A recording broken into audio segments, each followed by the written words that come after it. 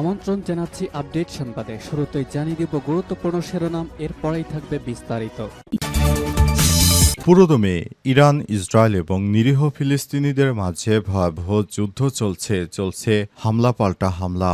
এরই মাঝে আমাদের হাতে এসে পৌঁছেছে এই যুদ্ধের সর্বশেষ গুরুত্বপূর্ণ সবথেকে তাজা আপডেট সংবাদ আপনাদের জানিয়ে দিব।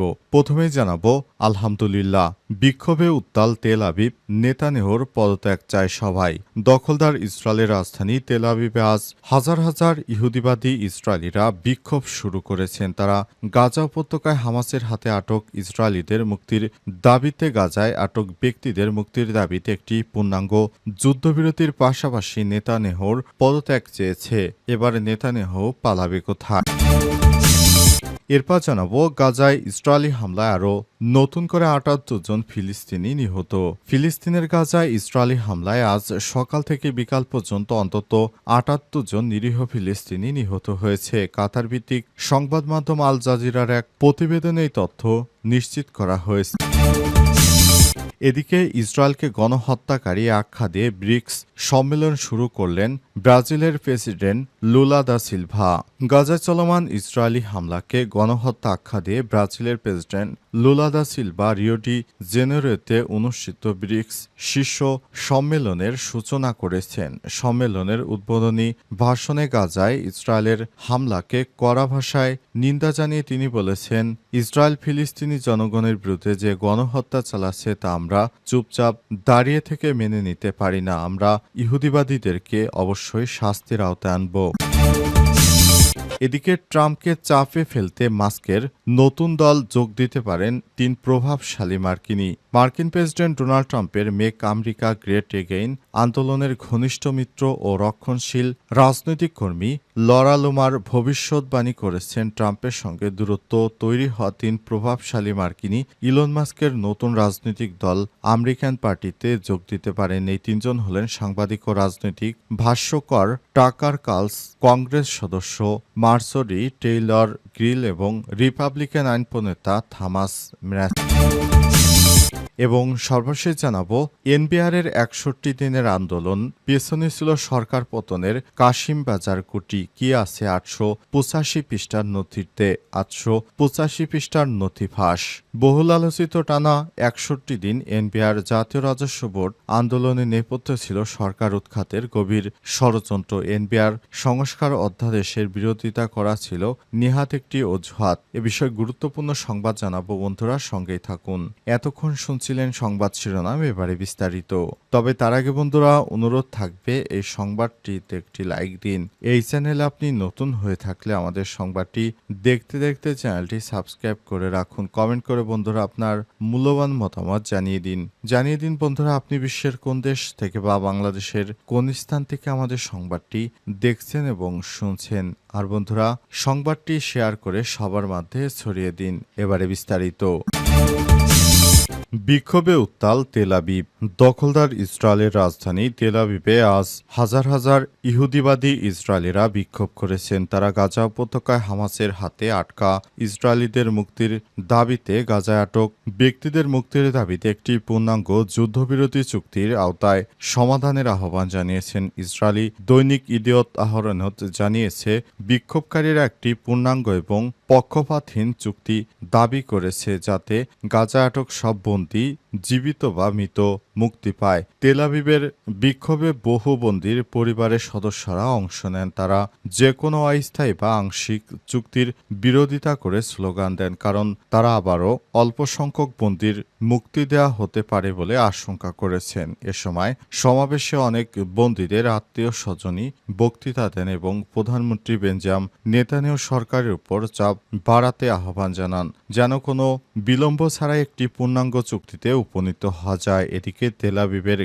এই বিক্ষোভের সময় ইসরায়েলের সরকার ঘোষণা দিয়েছে তারা কাতারের রাজধানী দোহাতে একটি প্রতিনিধি দল পাঠাতে সম্মতি দিয়েছে, যারা গাজায় হামাসের সঙ্গে একটি বন্দি বিনিময় চুক্তি নিয়ে আলোচনা করবে। কারণ ট্রাম্পের যুদ্ধবিরতি প্রস্তাবে হামাসের পক্ষ থেকে ইতিবাচক প্রতিক্রিয়া পাওয়া গেছে। ইসরায়েলের সরকারি সম্প্রচার সংস্থা কেএনএ জানিয়েছে, মধ্যস্থতাকারীরা আশাবাদী যে দুই পক্ষের মধ্যে মতপার্থক্য দূর করে একটি সমঝোতায় পৌঁছানো সম্ভব হবে।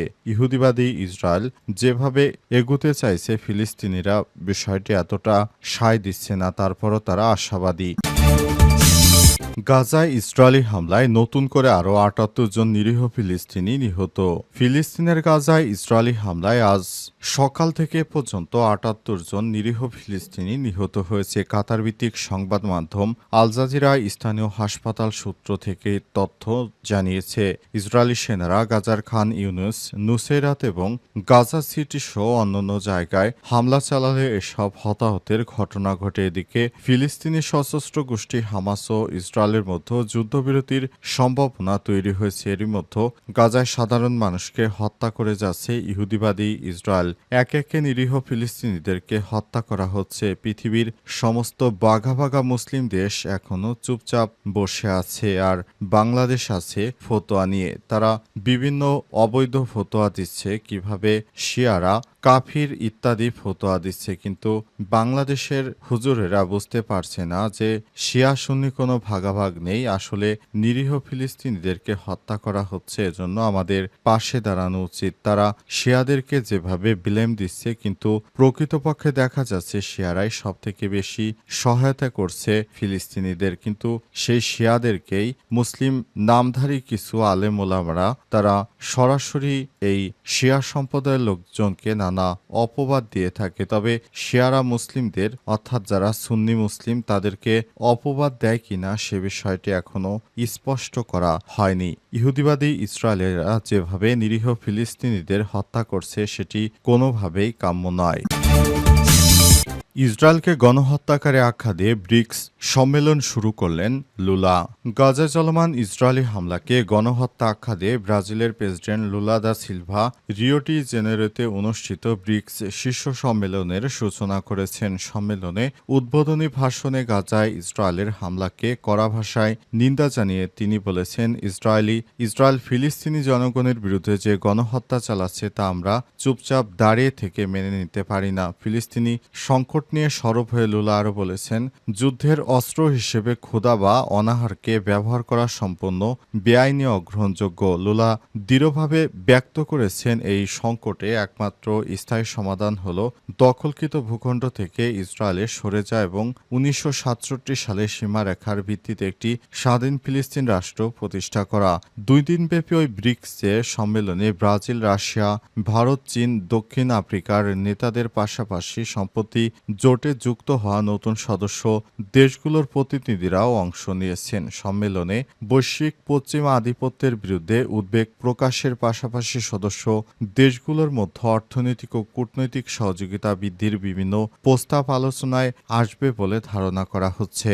বিশ্লেষকরা বলছেন, ব্রাজিলের প্রেসিডেন্ট এই ধরনের স্পষ্ট ভাষণের মাধ্যমে ব্রিক্স জোটের অবস্থান আরও দৃঢ়ভাবে আন্তর্জাতিক কূটনীতিক অঙ্গনে প্রকাশ পাবে। ইহুদিবাদী ইসরায়েলিদের উপর এখন নতুন করে নিষেধাজ্ঞা শুরু হবে। এই ইহুদিবাদীদের ব্রাজিল একটি খ্রিস্টান রাষ্ট্র হয়েও তারাও ছাড় দিচ্ছে না, কারণ তারা জানে ইহুদিবাদীরা যে ধরনের ধ্বংসাত্মক চালাচ্ছে তার জন্য তারা সব থেকে নিজেরাই দায়ী, আর মুসলিমদেরকে তারা দায়ী করে থাকে বিনা দোষে। এনবিআরের ৬১ দিনের আন্দোলন, পেছনে ছিল সরকার পতনের কাশিম বাজার কুঠি। কি আছে ৮৪৫ পৃষ্ঠার নথিতে? বহুল আলোচিত টানা ৬১ দিন এনবিআর, জাতীয় রাজস্ব বোর্ড এনবিআরের আন্দোলনের নেপথ্যে ছিল সরকারের উৎখাতের গভীর ষড়যন্ত্র। এনবিআর সংস্কার অধ্যাদেশ বিরোধিতা করা ছিল নেহায়েত একটি অজুহাত মাত্র। মূলত সুদূরপ্রসারী সূক্ষ্ম পরিকল্পনার অংশ হিসেবে দেশি বিদেশি চক্রের ইন্ধনে সাধারণ আন্দোলনটাকে কমপ্লিট শাটডাউন পর্যায়ে নিয়ে আসা হয়। এমনকি এর আগে তারা প্রকাশ্যে সরকারের বদলি আদেশ ছিঁড়ে ফেলার ঔদ্ধত্যপূর্ণ আচরণ পর্যন্ত দেখায়। সরকারের গোয়েন্দা সংস্থা ও এনবিআরের নিজস্ব অনুসন্ধানে এসব ষড়যন্ত্রের সুস্পষ্ট তথ্য প্রমাণ বেরিয়ে আসতে শুরু করেছে। এই আন্দোলনকে অনেকেই ঐতিহাসিক কাশিম বাজার কুঠির ষড়যন্ত্রের সঙ্গে তুলনা করেছে। ইতিমধ্যে ৮৪৫ পৃষ্ঠার বিশদ তথ্য উপাত্ত পাওয়া গেছে, যেখানে আন্দোলনকারীদের হোয়াটসঅ্যাপ গ্রুপে লেখা নানান পরিকল্পনার কথা উল্লেখ রয়েছে। এমনকি অর্থ উপদেষ্টাকে উদ্দেশ্য করে একজন অতিরিক্ত কর কমিশনার বাজে মন্তব্য করেছেন, যা প্রকাশযোগ্য নয়। তার নাম শামীম বুলবুল। বর্তমানে তিনি ঢাকার কর অঞ্চল ২১-এ কর্মরত। তার বাড়ি বাগেরহাট। গত ২৬শে জুন রাত 10টা ৬ মিনিটে তিনি হোয়াটসঅ্যাপ গ্রুপে ওই বাজে মন্তব্য করেছেন। এ বিষয়ে জানতে চাইলে রোববার রাতে অতিরিক্ত কর কমিশনার শামীম বুলবুল যুগান্তরকে বলেছেন, অভিযোগটি আংশিক সত্য। এটা ছিল আমাদের ব্যাচমেটদের একটা গ্রুপ, সেখানে ওই কথাটি আমি বলেছি আমার একজন ব্যাচমেটকে। কিন্তু আমার কমেন্টের উপরে যে অর্থ উপদেষ্টার বক্তব্য সংক্রান্ত একটা পত্রিকার স্ক্রিনশট ছিল, সেটি আমি খেয়াল করিনি। এখন শত্রুতাবশত আমার কোনো ব্যাচমেট সেই স্ক্রিনশটটি দিয়ে বাইরে কাউকে দিয়েছে। সূত্র আরও জানায়, এভাবে হোয়াটসঅ্যাপ গ্রুপ থেকে অনেক চাঞ্চল্যকর তথ্য বেরিয়ে আসছে। বিভিন্ন তথ্যউপাত্ত বিশ্লেষণ করে গোয়েন্দা সংস্থা সহ এনবিআরের দায়িত্বশীল নীতি নির্ধারক মহল নিশ্চিত হয়েছেন, দাবি আদায় তাদের মূল উদ্দেশ্য ছিল না। উদ্দেশ্য ছিল রাজস্ব আদায় তছনছ করে সরকারকে বেকায়দায় ফেলা। এরই মধ্যে তারা সারা দেশে সরকারি অফিসে আন্দোলন ছড়িয়ে দিতে আরও একটা গ্রুপ সক্রিয় ছিল। তারা পতিত আওয়ামী লীগ সরকারের হয়ে প্রশাসনের মধ্যে গোপনে সরকার ও নানান তথ্য পাচার সহ অন্তর্বর্তীকালীন সরকারকে ব্যর্থ করতে নানাভাবে তৎপরতা চালিয়ে আসছে, যেটা খুবই কৌশলে করা হচ্ছে। এ বিষয়ে অন্তর্বর্তীকালীন সরকারের প্রধান উপদেষ্টা প্রফেসর ডক্টর মোহাম্মদ ইউনূস খুবই সক্রিয় ভূমিকায় রয়েছেন। তিনি কিভাবে এদেরকে শায়েস্তা করবেন সে বিষয়টি না বললেও তার খুব ভালো করেই জানা আছে। তাদেরকে কিভাবে শায়েস্তা করতে হবে এবং কিভাবে তারা ভবিষ্যতে যেন আর এই ধরনের কর্মকাণ্ড না করে সে ব্যাপারে সরকার কঠিন প্রতিশোধ গ্রহণ করবে।